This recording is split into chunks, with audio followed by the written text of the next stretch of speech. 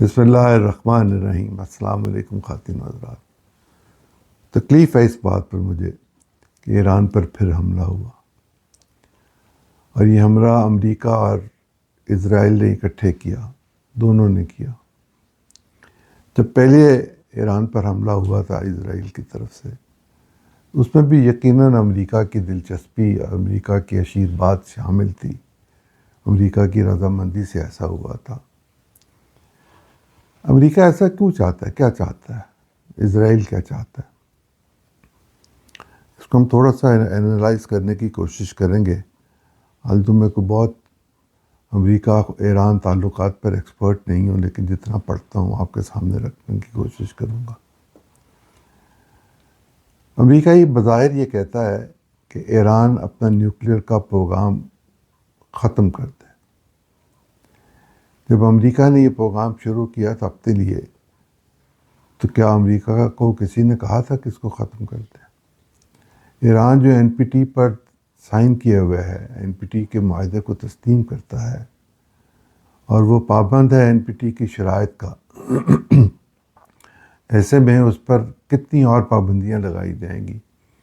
اور وہ یہ کہتے ہیں کہ ہم ایٹم بم نہیں بنانا چاہتے، ایٹم بم انسانیت کا قتل عام کے لیے ہے، انسانیت کے لیے خطرہ ہے، اور ہمارا دین نہیں کہتا کہ ہم انسانیت کے لیے ایک خطرہ بنیں۔ میں نے کل جو سنا تھا وہ یہ تھا کہ ڈونلڈ ٹرمپ یہ کہہ رہے ہیں کہ مذاکرات کے دوسرے تیسرے دور میں جو بھی تھا، ایران نے یہ کہا کہ ہم 20% انریچ کریں گے، اور ان کا کہنا یہ تھا ڈونلڈ ٹرمپ کا کہ اگر ایران کے پاس تیل ہے، اگر کیا تیل تو ہے ان کے پاس تیل ہے، تو ان کو یورینیم انرچ کرنے کی کیا ضرورت ہے۔ میں ناخوش ہوں مذاکرات سے، لیکن ہم مذاکرات جاری رکھیں گے۔ یہ آج مذاکرات کیے ہیں وہاں ہوائی حملے کر کے۔ نتیجتاً ایران بھی یہ کہہ چکا ہے، اور اپنے پڑوس کے اور ارد گرد کے ممالک کو یہ بتا چکا ہے کہ آپ کے پاس چونکہ امریکہ کی فیسیلیٹیشنز ہیں اور آپ کے پاس امریکی فوج موجود ہے، اور اگر آپ کے ذریعے سے یا آپ کی وجہ سے یا آپ نے ہم پر کوئی حملہ کیا تو ہم جواب دینے کا حق رکھتے ہیں۔ معاف کیجیے گا۔ ایران نے دبئی، UAE، کویت، بحرین اور غالباً سعودی عرب کے ریاض شہر پر جوابی حملہ کیا۔ میری یہ خیال ہے میرا کہ ایران رضا شاہ پہلوی، جس کو انہوں نے ویزا دینے سے انکار کر دیا تھا ایک سٹیج پر، یہ میں 78-79 کی بات آپ کے سامنے رکھنے لگا۔ وہاں غالباً ایک خلق پارٹی ہوا کرتی تھی جو سوشلسٹ انقلاب برپا کرنا چاہتی تھی۔ وہ قریب تھا کہ وہ یہ کام کر لیتی، لیکن امریکنز کو یہ سوٹ نہیں کرتا تھا۔ وہاں رضا شاہ پہلوی جو اس وقت ایران کے بادشاہ تھے، وہ امریکہ کے بہت چہیتے تھے، اور امریکہ ہی ان کو سہارا دیے ہوئے تھا۔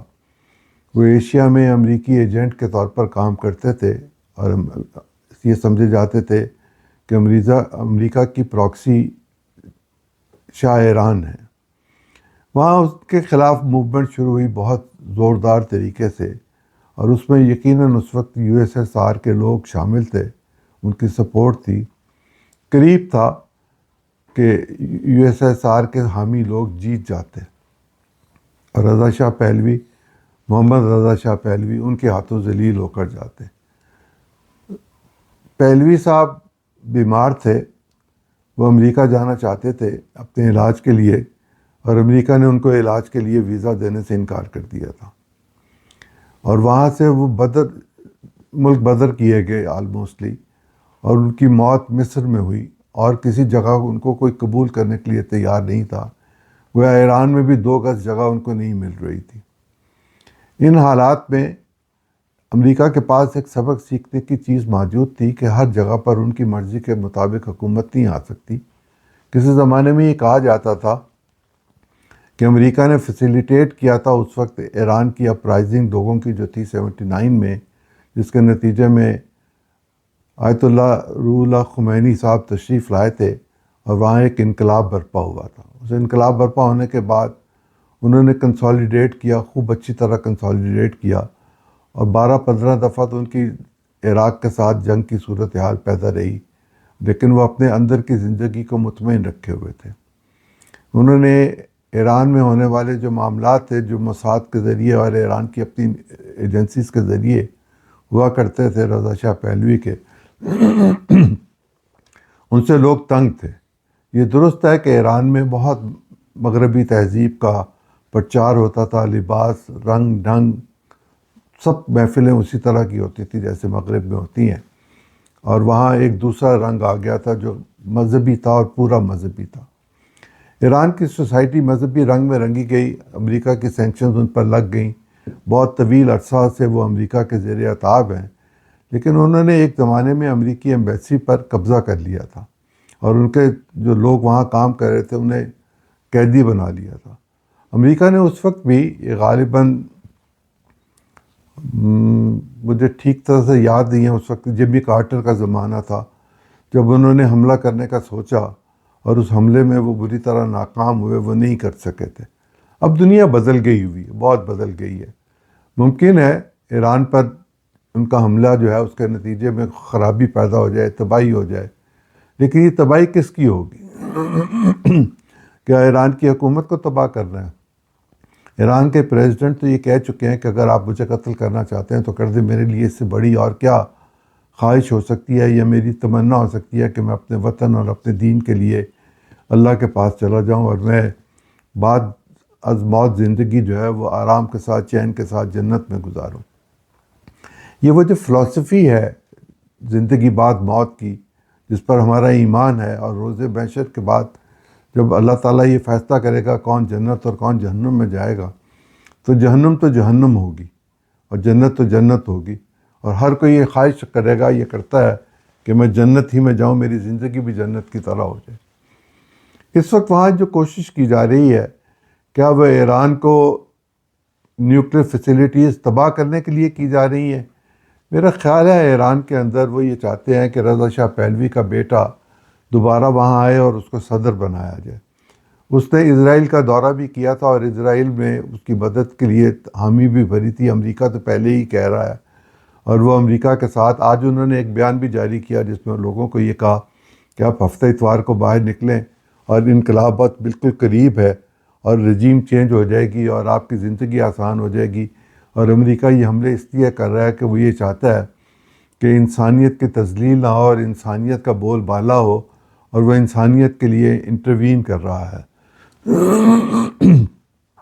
دوسری طرف اسرائیل یہ کہہ رہا ہے کہ وہ پریمپٹ کر رہا ہے کہ کہیں مجھ پر ایران حملہ نہ کر دے، اس لیے میں نے ایران کے شہروں پر حملہ کیا ہے۔ دو ٹارگٹ بظاہر نظر آتے ہیں، ایک یہ کہ ایران کے نیوکلیر پروگرام کو ختم کر دیا جائے، ایران کے میزائل پروگرام کو ختم کر دیا جائے اور ایران کی حکومت کو بدل دیا جائے۔ ایک ایک کر کے اس پہ بات کر لیتے ہیں۔ جب پچھلی جنگ تھی اس میں امریکہ نے حملہ کیا ان کی نیوکلیر انسٹالیشن پر، اور ایسا ہوا کہ وہ جا کے ایسی جگہ پہ گرا جو دروازہ تھا اس ٹنل کا جس کے اندر ان کی نیوکلیر فیسلٹی تھی۔ نیوکلیر فیسلٹی کہیں کسی ملک کی ایک جگہ پر نہیں ہوتی، یہ ذہن میں رکھنا چاہیے۔ جب ہم بھی یہ کام کر رہے تھے تو کسی ایک شہر میں، کسی ایک جگہ پر، کسی ایک پہاڑی کے نیچے ہم یہ کام نہیں کر رہے تھے، مختلف جگہوں پر یہ کام ہوتا ہے، اور یہ ایک بہت گہرا راستہ بنایا جاتا ہے، غالباً 3 میل زمین کے اندر ہوتا ہے، اور اس کا کوئی ایک دروازہ نہیں ہوتا کہ آپ ایک جگہ پھینک دیں اور وہ جگہ بلاک ہو جائے اور اس کے اندر لوگ مر جائیں گے اور ٹیکنالوجی تباہ ہو جائے گی۔ ایسا ممکن نہیں ہے۔ پہاڑوں کے اندر سے زمینیں کو کھود کر جب اس طرح کا کام کیا جاتا ہے جو ایران نے کیا ہوا ہے، یہ ہم نے بھی کیا تھا، یہ دنیا کے دوسرے ملکوں نے بھی کیا، انڈیا نے بھی کیا،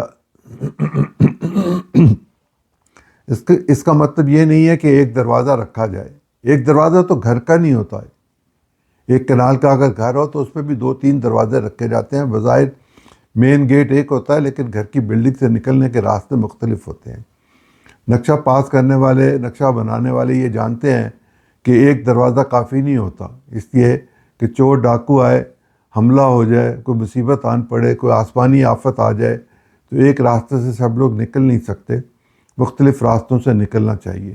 اور جو لوگ نیوکلیر بام بنا رہے ہوں یا بنانا چاہتے ہوں وہ اس بات کو نہیں جانتے ہوں کہ ایک راستے کے ذریعے یہ کام نہیں ہو سکتا۔ اس لیے میں یہ سمجھتا ہوں کہ ممکن ہے کہ وہ تنصیبات کو کچھ نقصان پہنچائیں. یہ تو ممکن ہے کہ وہ جو سینٹریفیوجز کا پورا طریقہ کار ہے اس کو تھوڑی بہت ارتاش اس میں آئے اور کچھ خرابی پیدا ہو جائے، لیکن یہ کہ کیا وہ تباہ ہو جائے مجھے مشکل نظر آتا ہے. میرا خیال ہے کہ ایسا نہیں ہوگا. میزائل پروگرام اگر آپ ان کا کسی جگہ پر انسٹالیشنز ہوں گی آپ ختم کر دیں گے تو کیا وہ ایک جگہ پر انہوں نے اپنے لیے انتظام کیا ہوگا؟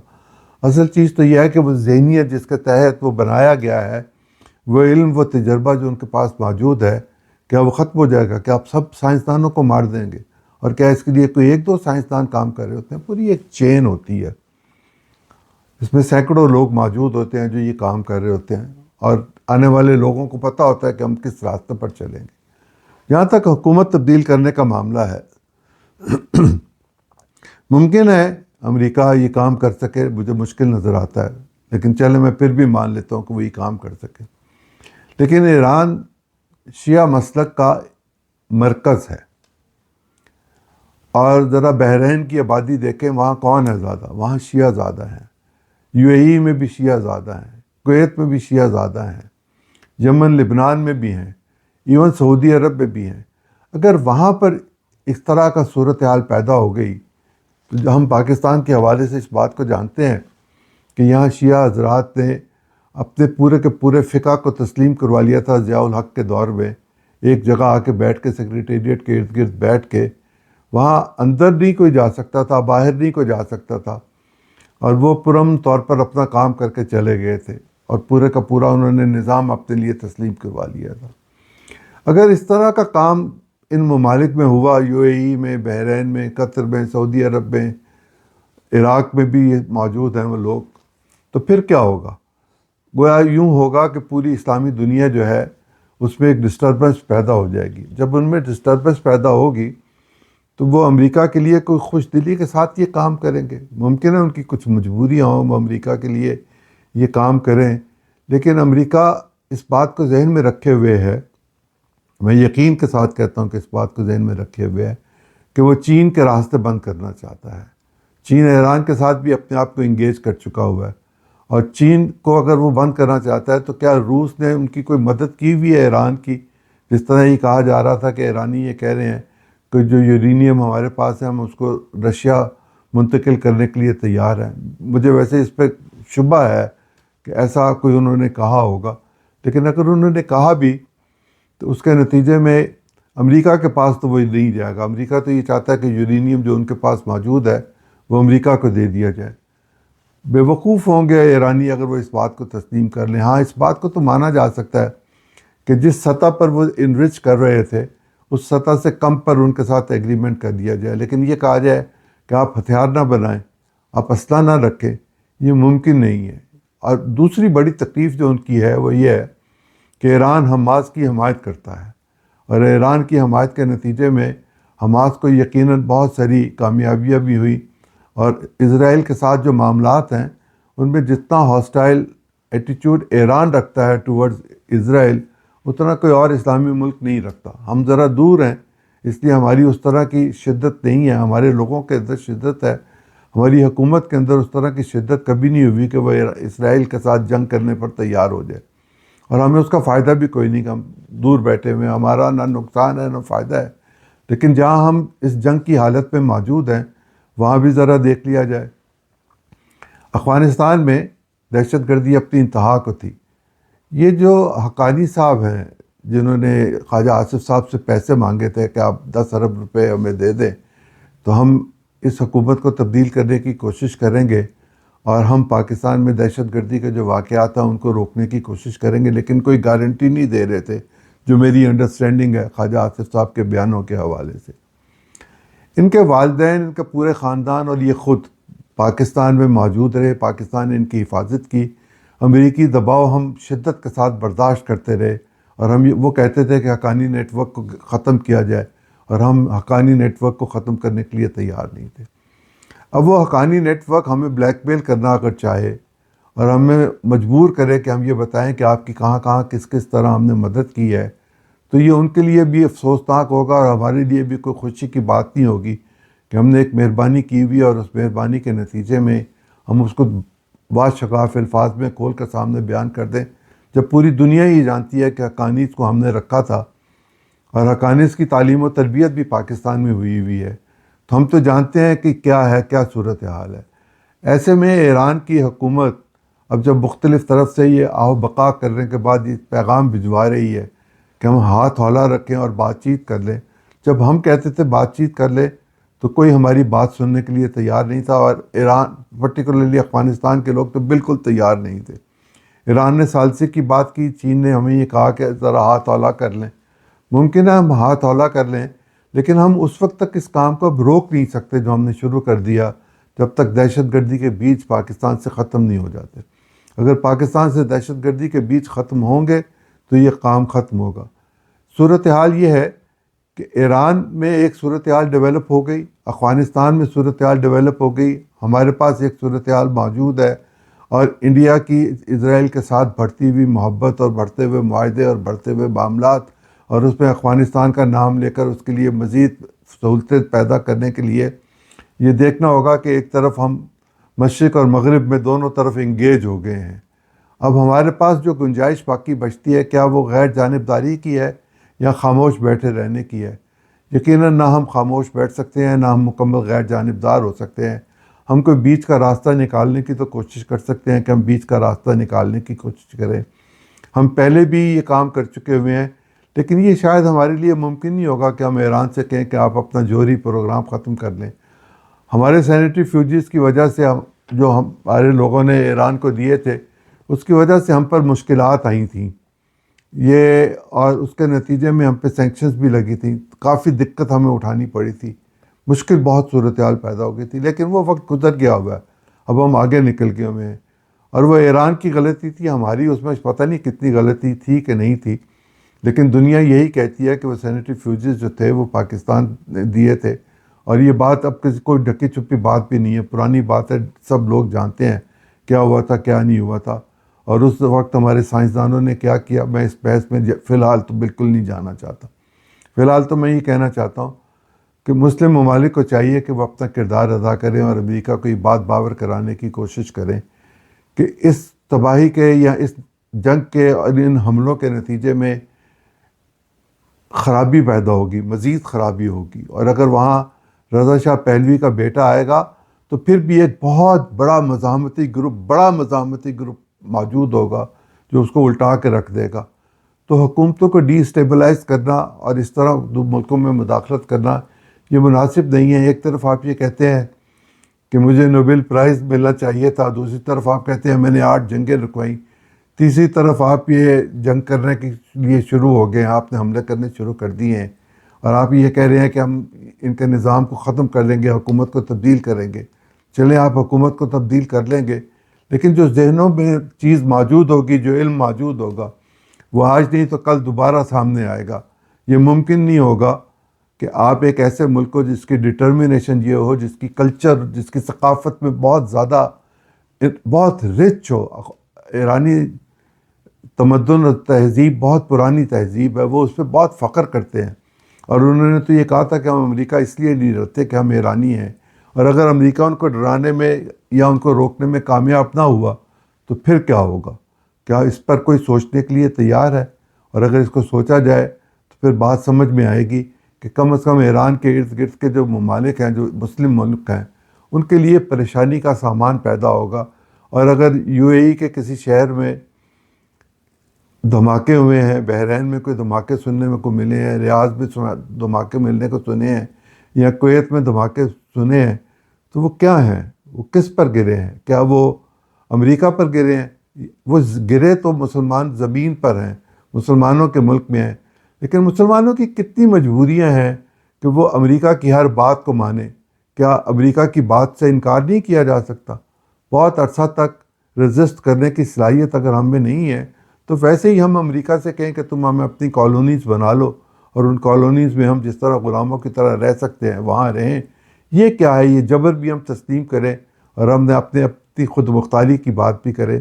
اب کوئی خود مختاری کا کانسیپٹ باقی نہیں بچنے دے گا امریکہ، پرٹیکولرلی اس ایران کے انسیڈنٹ کے بعد۔ اجازت چاہوں گا، اللہ آپ کا اور میرا نگہبان ہو۔